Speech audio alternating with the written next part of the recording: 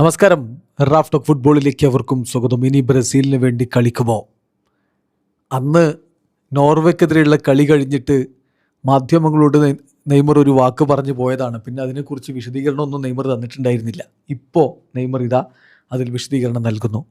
അന്ന് നെയ്മർ മാധ്യമങ്ങളോട് പറഞ്ഞത്, വേൾഡ് കപ്പ് കഴിഞ്ഞിട്ട് പറഞ്ഞത്, ഞാൻ ഇവിടെയാണ് തുടങ്ങിയത്, ഇവിടെ തന്നെ അവസാനിപ്പിക്കുന്നു എന്നാണ്. അതായത് ഇനി ബ്രസീലിന് വേണ്ടി കളിക്കുന്നില്ല എന്നുള്ള സൂചന അന്ന് തന്നതാണ്. പക്ഷെ പിന്നെ വിശദീകരണമൊന്നും ഉണ്ടായില്ല. ഇപ്പോൾ നെയ്മർ സാന്റോസും യൂണിവേഴ്സിഡാഡും തമ്മിലുള്ള കൊപ്പ സുഡാമേരിക്കാന മത്സരത്തിന് ശേഷം മാധ്യമങ്ങളോടൊരു ക്വിക്ക് സ്റ്റേറ്റ്മെൻറ്റ് നടത്തുന്നു. അദ്ദേഹത്തോട് ചോദിക്കുന്നു, ബ്രസീലിയൻ ദേശീയ ടീമിലേക്ക് വീണ്ടും എത്തുമോ? മറുപടി, താങ്ക് യു. പക്ഷേ അറ്റ് ദി മൊമെൻറ്റ് ബ്രസീലിയൻ ദേശീയ ടീമിലേക്കുള്ള കാര്യത്തിലേക്ക് വരുമ്പോൾ എനിക്ക് താങ്ക് യു എന്നേ പറയാനുള്ളൂ. ഞാൻ വിശ്വസിക്കുന്നത്, ഞാൻ ബ്രസീലിയൻ ദേശീയ ടീമിൽ ചരിത്രം കുറിച്ചിട്ടുണ്ട്.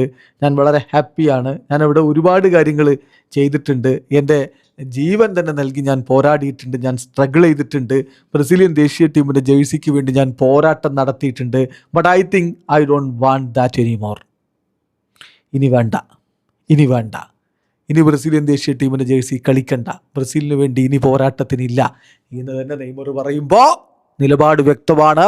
ഇനി അദ്ദേഹം ബ്രസീലിയൻ ദേശീയ ടീമിലേക്ക് മടങ്ങിയെത്തില്ല എന്ന നിലപാടിൽ തന്നെയാണ് താരമുള്ളത്. 34-കാരനായിട്ടുള്ള നെയ്മർ ജൂനിയർക്ക് തീർച്ചയായിട്ടും ഇനിയും വേണമെങ്കിൽ കളി തുടരാം. പക്ഷെ നെയ്മർ ഇനി ആ പ്രഷറിനില്ല എന്ന് തന്നെ നിലപാടെടുക്കുമ്പോൾ അദ്ദേഹം പറഞ്ഞ പോലെ അദ്ദേഹം അവിടെ ചരിത്രം കുറിച്ചിട്ടുണ്ട്. അതിൽ തർക്കമൊന്നുമില്ല. ബ്രസീലിയൻ ദേശീയ ടീമിൻ്റെ ചരിത്രത്തിൽ ഏറ്റവും അധികം ഗോളുകൾ അവർക്ക് വേണ്ടി നേടിയ താരം നെയ്മർ ജൂനിയറാണ്. സാക്ഷാൽ പെലെയെപ്പോലും അദ്ദേഹം മറികടന്നു. 130 അന്താരാഷ്ട്ര മത്സരങ്ങളിൽ നിന്ന് 80 ഗോളുകളാണ് അദ്ദേഹം ബ്രസീലിന് വേണ്ടി നേടിയത്. ഏതായാലും ആ നെയ്മർ പറയുന്നു, I don't want that any more now. ഇനി എനിക്കത് കൂടുതൽ വേണ്ട, മതിയാക്കി എന്ന് തന്നെ നെയ്മർ പറയുന്നു. ഇല്ല, ഇനി നെയ്മറെ നമുക്ക് ബ്രസീലിയൻ ദേശീയ ടീമിൻ്റെ ജേഴ്സിയിൽ കാണാൻ കഴിയില്ല എന്ന് വേണം ഈ വാക്കുകളിൽ നിന്ന് നമുക്ക് മനസ്സിലാക്കാൻ. വീഡിയോ അവസാനിക്കുന്നു. ഫുട്ബോൾ ലോകത്തെ കൂടുതൽ വിശേഷങ്ങളുമായി റാഫ് ടോക്സിൽ എത്താം.